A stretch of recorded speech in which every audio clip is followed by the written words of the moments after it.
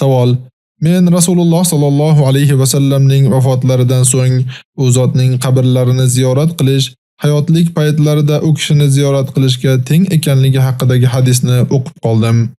Bu hadisga binoan biz Madinada u zotning qabrlarini ziyorat qilganimizda go'yo tirik insonday murojaat qilib, qiyomat kuni Alloh taoloning huzurida biz uchun shafaat so'rashlarini iltimos qilishimiz man etilmagan deb tushundim. Biroq bu harakatim shirkning bir ko'rinishi bo'lishi mumkinligidan xavotirdaman. Alloh taologa hamd va sanolar, payg'ambarimizga salovat va salomlar bo'lsin. Xotib xonadonidan bo'lgan bir kishi Xotibning shunday deganini rivoyat qiladi. Rasululloh sallallohu alayhi va sallam: "Man zarani ba'da mavti fa ka'annama zarani fi hayati."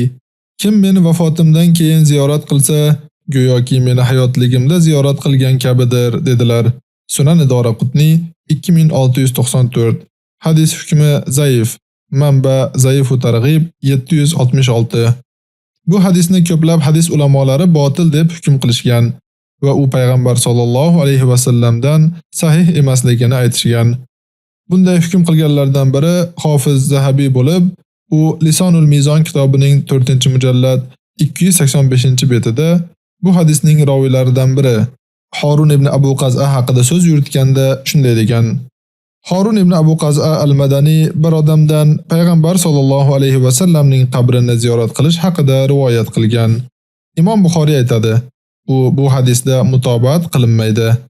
Hofiz Ibn Hajar Lisonul Mizon kitobining 6-mujallad 217-betida shunday deydi: Azdi aytgan, Harun Abu Qaz'a Xotib oilasidan bo'lgan bir odamdan mursal hadislar rivoyat qiladi. Men shunday deyman: bu Azdi nazarda tutgan kishidir va uni Yaqub ibn Shayba ham zaif degan. Hofiz Ibn Hajar Talxisul Habir kitobining 2-mujallad 266-betida ham bu hadisni zikr qilib, uning sanadida noma'lum, ya'ni majhul kishi bor degan. Hofiz zikr qilgan kishi Xotib oilasidan bo'lgan kishidir. Shayxul Islom Ibn Taymiyya At-Tavassul val Vasila kitobining 134-betida bu hadis haqida shunday degan: Bu hadisning yolg'on ekanligi aniq ko'rinib turibdi va u islomga ziddir. Chunki payg'ambar sollallohu alayhi va sallamni hayotlik paytlarida ziyorat qilgan va u kishiga iymon keltirgan odam sahobalardan hisoblanadi. Ayniqsa u muhojirlardan yoki payg'ambar bilan birga jang qilganlardan bo'lsa. Rasululloh sallallohu alayhi va sallamdan sahih hadisda shunday kelgan. Abu Said radhiyallohu anhu dan rivoyat qilinadi. Rasululloh sallallohu alayhi va sallam shunday dedilar: La tasubbu ashabi فالذي نفسي بيده لو أنفق أحدكم مثل أحد ذهبا ما بلغ مد أحدهم ولا نصيفه. Mening sahobalarimni haqorat qilmanglar. Jonim qo'lida bo'lgan zotga qasamki, birortangiz Uhud tog'idek oltinni infoq qilsa ham, ulardan biri qilgan sadaqaning bir muddiga ham, yarim muddiga ham teng kelmaydi. Sunan Abu Dovud 4658-hadis. Hadis hukmi sahih. Manba Sahihul Jami' 7310. Bu hadis Sahihaynda ham rivoyat qilingan. Sahobalardan keyingi zamonda yashagan kishi unga farz qilingan amallar, haj, jihad, 5 vaqt namoz yoki payg'ambarga salovat aytish kabi sunnat amallar bilan ham sahobalarga teng bo'la olmaydi. Shunday ekan, vojib emasligiga musulmonlar ittifoq qilgan, balki unga safar qilish shariatda joriy bo'lmagan. Aksincha, undan qaytarilgan amal bilan sahobalarga qanday tenglashish mumkin? Masjidun Nabaviyda namoz o'qish uchun safar qilish va Masjidul Aqsoga namoz o'qish uchun safar qilish mustahab. Ka'baga haj uchun safar qilish esa farzdir. Agar biron kishi farz va mustahab safarlarni amalga oshirsa ham, u payg'ambar sollallohu alayhi va sallam hayotliklarida u zotning huzurlariga safar qilgan sahobalardan biriga teng bo'la olmaydi. Endi qaytarilgan safar haqida nima deyish mumkin? U kishi yana so'zining davomida u zotning qabrlarini ziyorat qilish haqidagi hadislarning barchasi zaif. Ularning birortasiga tayanib bo'lmaydi. Shu sababli sahih va sunan kitoblari sohiblari ulardan birortasini rivoyat qilmaganlar. Bu hadislarni faqat Doraqutni, Bazzor va boshqalar kabi zaif hadislarni rivoyat qiluvchilar keltiradilar. Shayx Alboniy As-Silsila ad-Doifa kitobining 1021-raqamli hadisida bu hadis haqida shunday deydilar: bu hadisning hukmi botildir.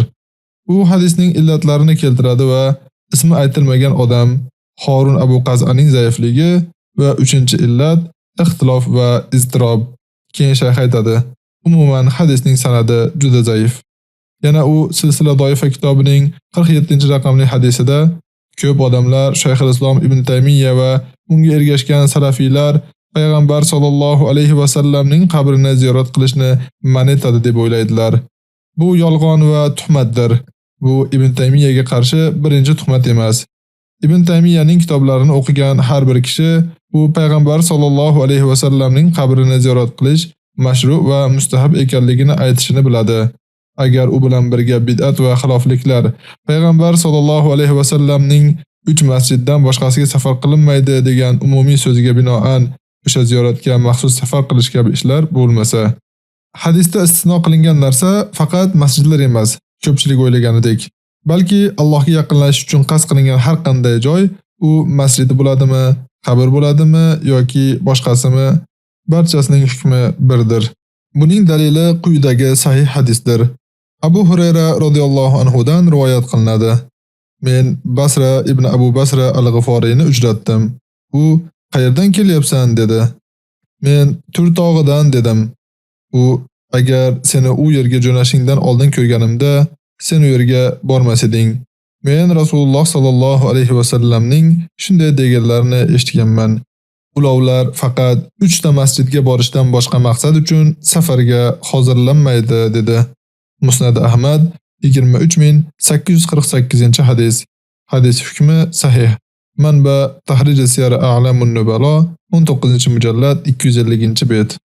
Bu sahobalar hadisni umumiy ma'noda tushunganiga ochiq-oydin dalildir. Buni tasdiqlaydigan narsa ularning birortasidan biron qabrni ziyorat qilish uchun maxsus safar qilgani naql qilinmaganidir. Ular bu masalada Ibn Taymiyyaning salaflari edilar. Kim uni ayblasa, u sahoba ikromlarni ayblabdi. Alloh ulardan rozi bo'lsin. Barcha yaxshilik salaf solihlarga ergashishda, barcha yomonlik esa keyingilar o'ylab topgan bid'atlardadir degan kishidan Alloh rozi bo'lsin. Xulosa qiladigan bo'lsak, payg'ambar sollallohu alayhi va sallamning qabrlarini ziyorat qilish niyati bilan safar qilish bid'at va haromdir. Chunki 3 masjiddan boshqa joylarga ibodat uchun safar qilishni man etuvchi hadis bor. Ammo Madinada bo'lgan kishining u zotning qabrlarini ziyorat qilishi sahih va mashru' ishdir. Shuningdek, Masjid Nabaviyda namoz o'qish niyati bilan safar qilish ham Allohga yaqinlashish, toat va ibodatdir. Noto'g'ri tushuncha va muammolar mashru' bo'lgan narsa bilan man etilgan narsa o'rtasidagi farqni tushunmagan kishilarda yuzaga keladi. Vallohu a'lam.